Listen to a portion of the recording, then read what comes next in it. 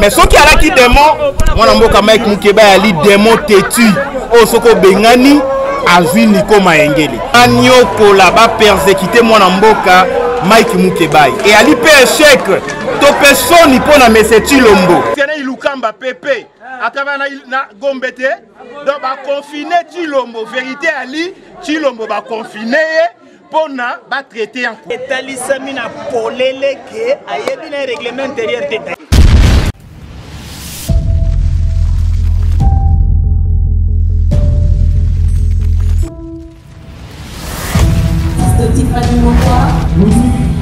Let's go.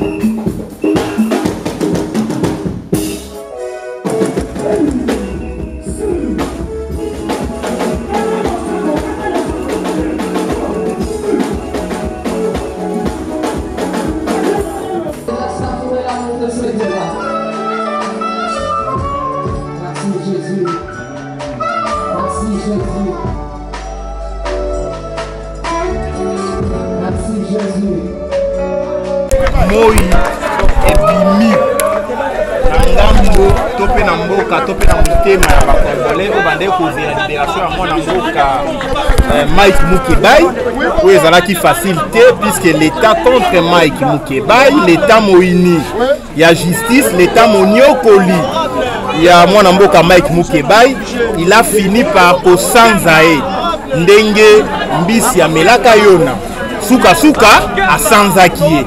Donc lelo ali fête monene ya résistance contre un régime dictatorial qui a mis plus de 3 mois ti lelo baboya ko exécuter arrêt ya cour constitutionnelle batikala ko exécuter yango te po mwana mboka azwa bosomi to liberté jusqu'à ce que abimi na voie ya libération provisoire, mais pour nous c'est une libération définitive parce que face à l'injustice on ne se plie pas.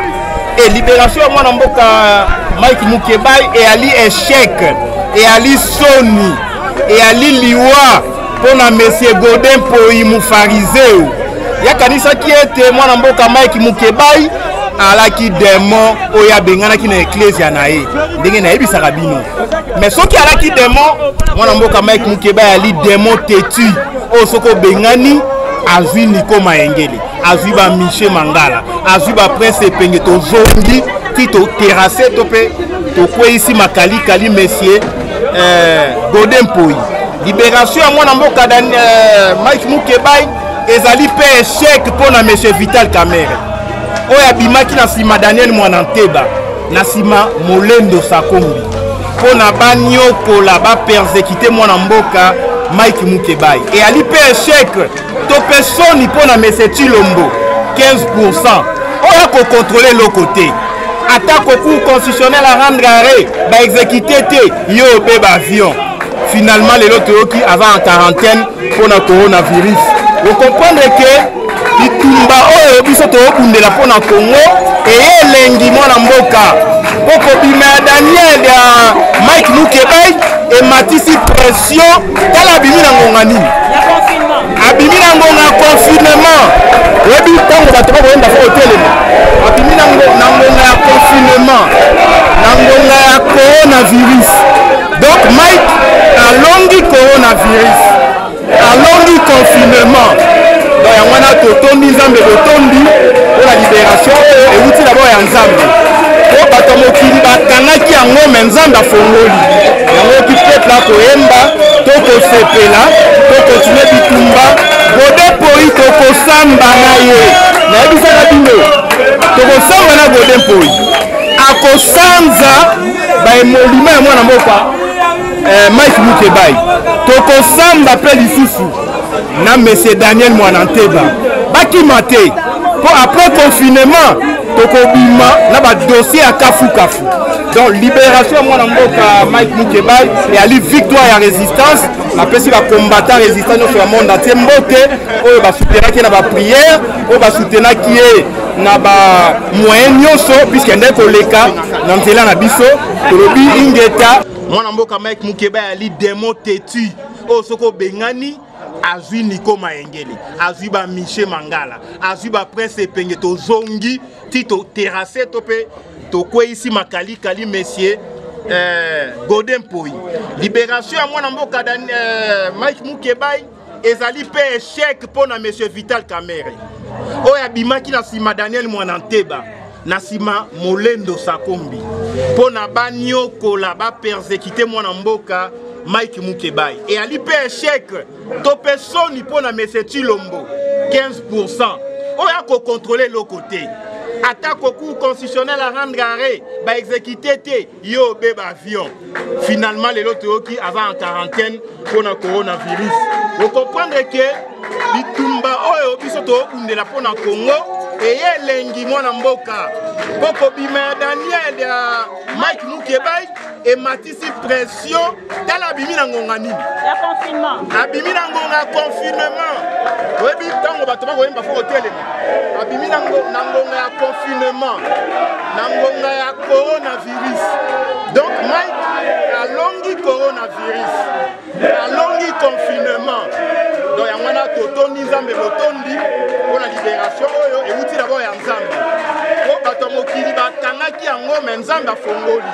yango ki peuple akoyemba toko sepela toko continue bitumba Godin Poi toko samba na ye na ebisaka bino toko samba na Godin Poi akosanza ba emolima ya mwana mboka Mike Mukebai toko samba pe lisusu na monsieur Daniel Mwananteba bakimate pour après confinement toko bima na ba dossier à kafu kafu donc libération ya mwana mboka Mike Mukebai et ali victoire ya résistance après si ba combattant résistant sur le monde entier mbote oyo ba soutenir ki na ba prière oyo ba soutenir ki na ba moyen nyonso puisque ndé koleka na nzela na biso tolobi ingeta monsieur Chilombo doit partir ensemble na coronavirus monsieur Kamerhe doit partir ensemble na coronavirus monsieur Godin Poi doit partir ensemble na coronavirus yangwana na lakeli bato nyonso batiaki liboko na dossier Mike Mukebai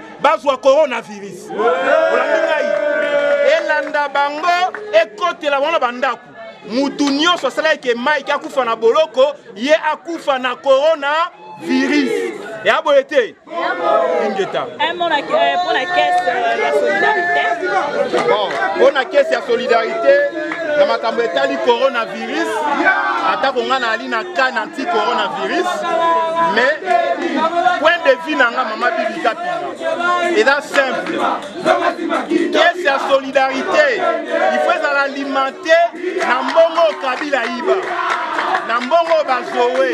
Ba Jeannette Kabila moto nyonso ayiba mbongo ya l'État bazongisa poto financer coronavirus peuple congolais ana bilei te yango wana bato 15 millions ngonge beti bozongisa na caisse ya l'État to combattre coronavirus bato 200 millions bozongisa na caisse ya l'État to combattre coronavirus monsieur Chilombo zongisa pe 62% ya Martin Fayulu yo démissionné bato bali compétent to combattre coronavirus mais soki Chilombo azawana naka bato bayiba ki ata to tie combien ba ko yiba yango tala ba tonne ya ba masque bazo yiba tala ba chloroquine bazo yiba au régime nini ti ba eko yiba coronavirus na Chine ba na ona Kinshasa yango wana il faut to telema poso ito kebite ba ko yiba biso na bomoi na biso yango wana yoki ba confiner Gombe mais tant ba confiner Gombe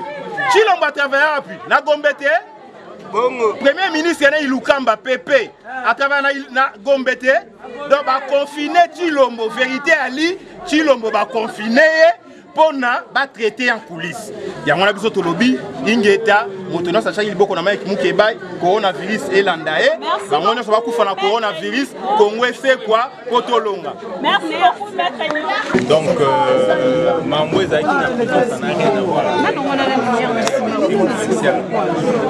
crois que tu vas que décision constitutionnelle de Kozala exécutée. Donc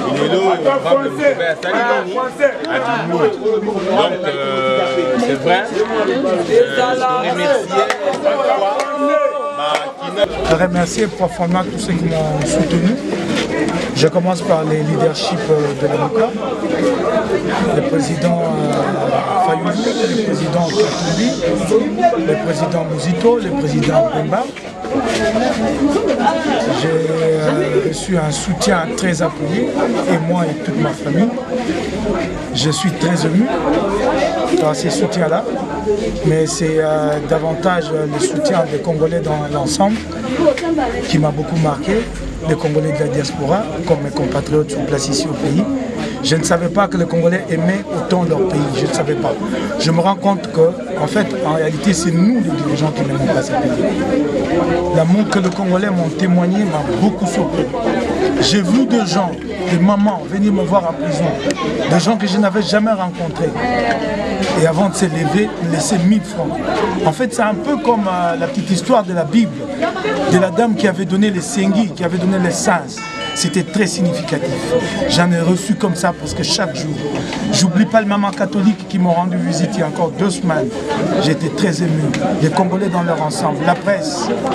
Et j'ai remarqué que certains avec qui on n'était pas d'accord au tout début de mon arrestation m'ont par la suite apporté leur soutien. Ce qui signifie que les valeurs nous mettent d'accord. Quand il s'agit de l'injustice, nous nous joignons, nous nous mettons tous d'accord, nous disons, nous combattons ensemble. Je remercie des amis qui au tout début m'ont attaqué, je ne vais pas les citer nommément, mais j'ai remarqué que par la suite, beaucoup d'entre eux ont pris fait et cause pour moi. J'ai remarqué que beaucoup d'entre eux ont vu ma famille, j'ai remarqué que beaucoup d'entre eux m'ont envoyé des messages de soutien quand ils ne sont pas venus me voir directement. Quand on sort d'un combat comme celui-ci, on retient une leçon, c'est l'humilité. Je sors un homme humble, un homme qui doit tout aux autres, un homme qui dit que c'est la victoire de la démocratie, c'est la victoire du peuple congolais. Je m'humilie, je me mets à la disposition de mon peuple. Je vais poursuivre ces combats pour lesquels j'ai fait 7 mois de prison, je les poursuivrai. Rien ne m'arrêtera. Ça, les uns les autres peuvent compter sur ma détermination. Rien ne m'arrêtera. Pendant que j'étais en prison, j'ai entendu des gens dénoncer tel ou tel autre. Tel ou tel autre, comme quoi que c'était des mains noires qui étaient derrière l'affaire Mike Nkibai. Je n'ai des dents contre personne. J'ai mené un combat pour des valeurs. Il s'est fait que j'ai eu aussi des impairs. Si j'ai eu des impairs, je m'en excuse. Je suis un homme, je ne suis pas parfait. Je ne vais pas ici parler que de ce que les autres ont fait. Je dois parler aussi de moi. Si j'ai eu des impairs par moment, c'est vrai, normal. C'est peut-être un tempérament, d'un Moukébaï sanguin, chaud. Je m'en excuse, je n'ai des dents contre personne. Je n'en veux à personne, à personne. Je ne serai pas là à mettre le nom de tel ou tel en avant ou, à la limite, me dire que je suis sorti avec une idée revancharde pour qu'un jour je me venge contre tel ou tel autre. Non. Il s'agit d'un combat pour le bien du Congo et je vais le poursuivre. Je remercie infiniment la presse dans son ensemble. Elle m'a beaucoup soutenu. Beaucoup. J'étais même par moments moi-même gêné de me dire tout ce qu'ils font avec le maigre moyen de cette presse congolaise, où est-ce qu'ils trouvent la force de le faire. Je ne vais pas ici citer énormément les uns les autres, sinon je ferai les jaloux, puisque la liste ne serait jamais exhaustive, donc je remercie la presse dans son ensemble. En ce moment où je suis un homme libre, je ne peux pas ne pas penser à Koukou qui a été tué sur le site de Vigana. Vous connaissez ces combats que j'ai menés avec vous, la presse. Une fois que je me suis retrouvé en prison, les spoliataires ont pensé que le moment était venu d'espolier Vigana. Et voilà, c'est à quoi ça nous a conduit. J'en profite au même moment pour lancer un message. C'est peut-être pas le moment, mais je le fais quand même à Gentini-Ngobila. Il y a bien d'autres sites de ma commune Lingwala et de la ville de Kinshasa dans son ensemble qui sont spoliés aujourd'hui, qui sont occupés illégalement. J'en profite pour parler du site Les Champions, à côté ici. J'avais vu Gentini à l'époque, qui me soit permis de faire cette parenthèse, puisque je parle de Vigana. Je trouverai le temps et l'occasion d'aller m'incliner pour rendre hommage à Koukou et à tous ces braves des Vigiana qui se sont battus pour protéger ces sites-là.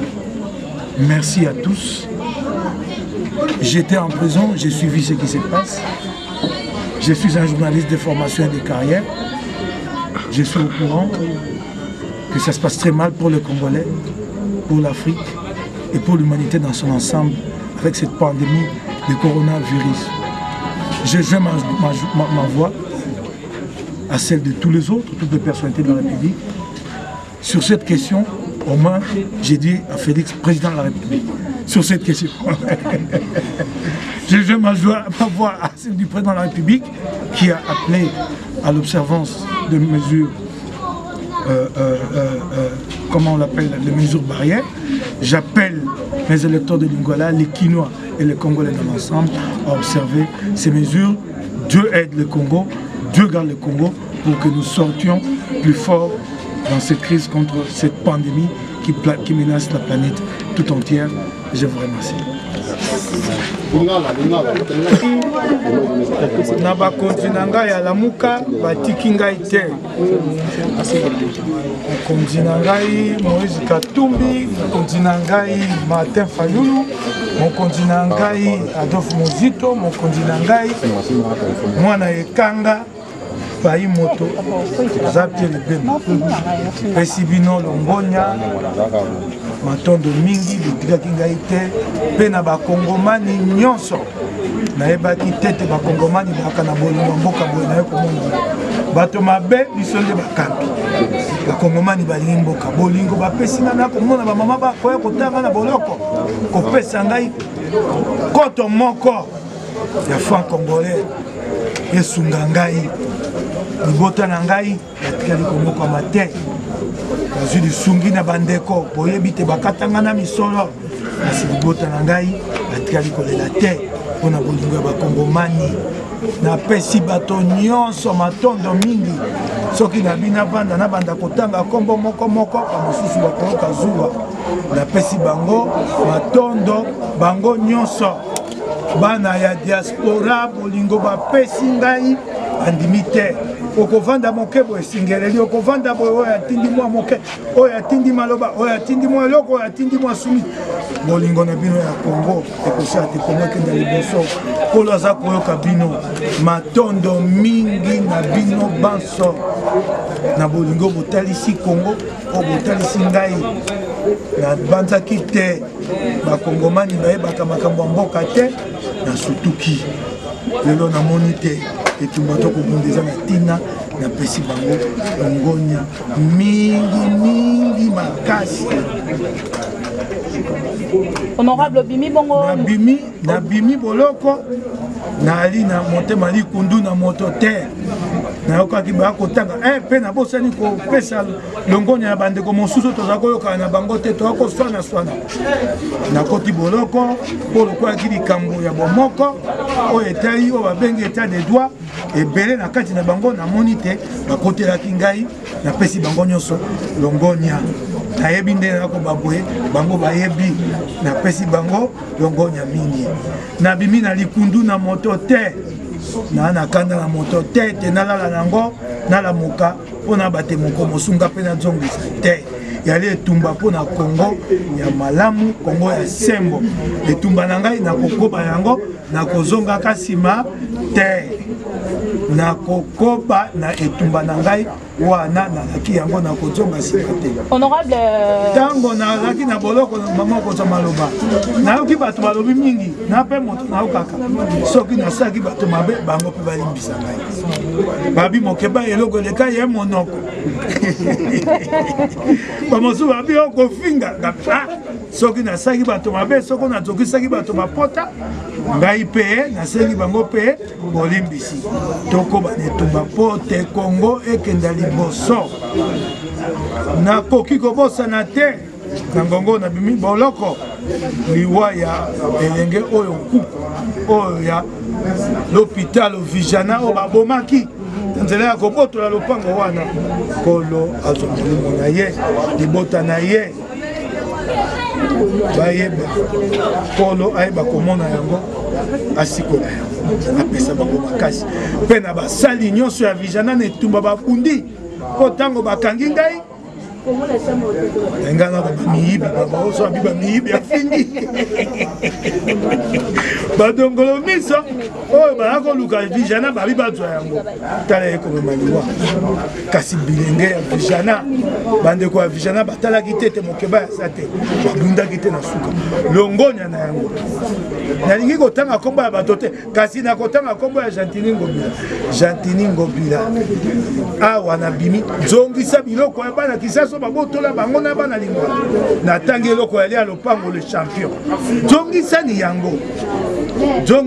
yango nakotelema mpona yango mpona etumba wana biloko wana nyonso ezongani nakoki kosukisa te kozanga kopesa longonya na bapanzi sango oyo basali mpona ngai longonya mingi na bango matondo mingi so na bina ntanga kombo nakotukisa ngai libaku babosusu bakotangama te mpo bali ebele ya koleka etumba bobundi etumba mokeba ete etumba mpona mboka ya sembo elonga tozwi elonga mokeba ete elonga mpona mboka ya sembo eyali elonga na ngai te elonga ya bakongomani esika nyonso bazalaki nali na bandeko ndeko moko awuti Bukavu aye kotala ngai na boloko bolimbisa ngai ye natanga kombo na Benjamin awutaki mosika yango wana na kotondo bino lisusu mingi bapanzisa bamosusu na sisi te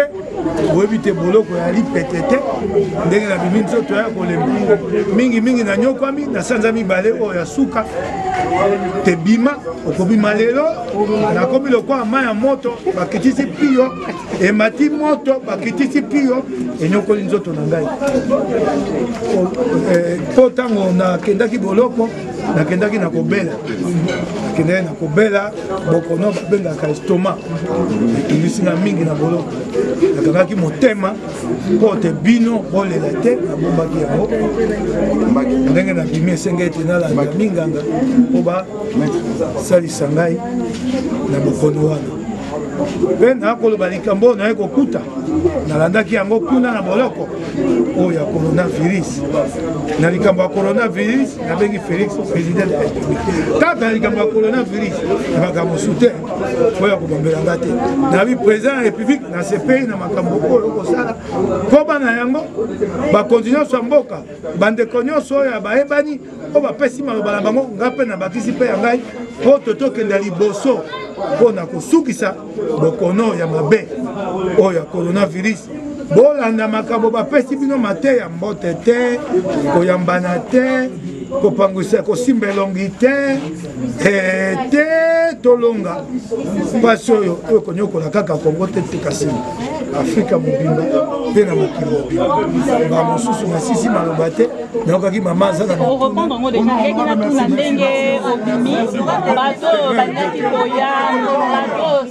bato oyo balingaki mpenza eso répondre na yango bato oyo balingaki koyamba yo mpenza esali yo ndenge nini en fait okonstate ke na kobima na yo obimi na maladi donc olobeli yango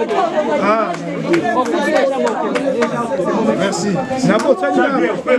nabosali kaka kolela pasi nalingi nayebisa bana Kisasa pasi nayoki mbala nyonso bayaki kuna na boloko mpona kozwa ngai nalelaki bato baye tongo te pokwa nzambe ya bolingo suka na yango bazongi bazwi ngai te ezali mpona pasi oyo bamoi na moi te kasi pasi oyo ya kobolingo baye kopesa nga mpo bazonga na nga na ndako bazongi maboko pamba naokaki pasi mingi yango wana napesi bango matondo mingi bako babe nakoyika mpiko wana po te Kongo ya biso ekendela matondo mingi. Merci honorable.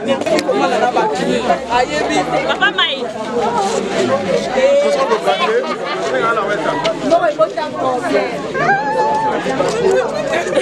On a gagné pour l'anniversaire. Pour l'anniversaire, mon ami. Donc on était là, on était concentrés. Non, et puis c'est Kanzambe. Et à ma jour, ce sont la même chose ici. Son traqué, personne n'a qu'à dire qu'à dire aux amis.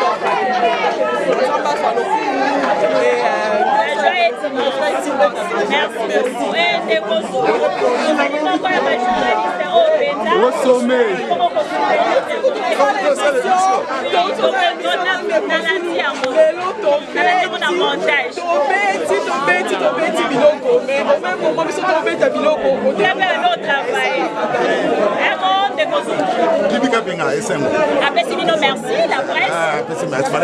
Merci. Parce que tu soutiens Mike Mukeba. Et ça peut te mettre au sein d'andé. L'homme au sein d'andé au sein.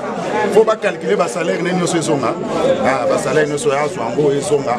Mike Mukeba manqué dans l'Assemblée provinciale. Au moins dans l'Assemblée nationale pour toi. Au moins dans l'Assemblée nationale, tu as un signe avec Christelle, tu as un signe avec Eliezer, tu as un Daniel Saf. Là, monsieur Soubaza est belé. Mais pour nous, dans l'Assemblée provinciale, Mike Mukeba fait ça. Comme à Zongi, ceux qui corona et Sili, kuna bazongi le musala et là on revient sur Stéphane sur le musala. Merci Nanzambe, Mike Mukeba abimi, le salaire c'est politique et zongi lengi.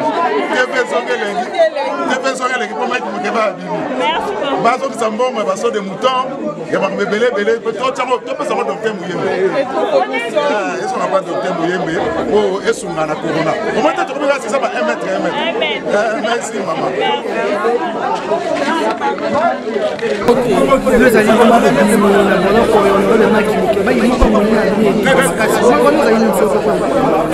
Malobalanga eza esengo makasi eza bazolo minga ayebi place towuti ayebi bisika tobanzi na komba oyo moninga na biso azalaki na prison lelo toza na esengo parce que tokundi mpenza na mosika na pembeni et surtout pension nanga spéciale eza ya madame Kebai non namona mwasi motive boye te nga kutu ermo ye moko azomotive nga lisusu honorable akobima kaka nzambe azwa lokumu en tout cas félicitations na baélecteur na nyonso bato na nyonso oyo baakompagne ye bato nyonso ya lingwala nzambe azwa lokumu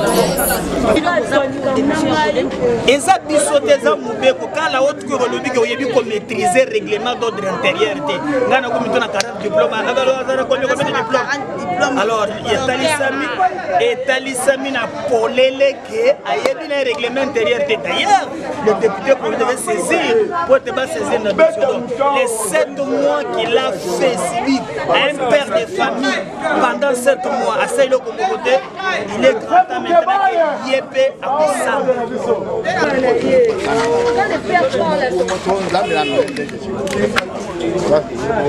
Souvent, on filme dans le honorable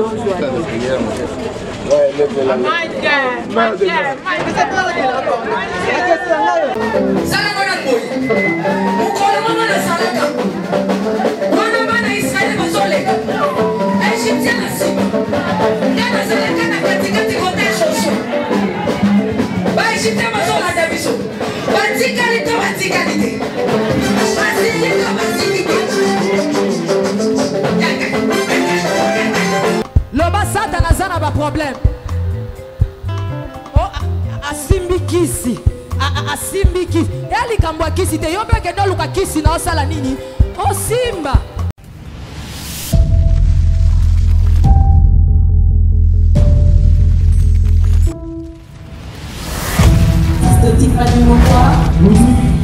Let's go.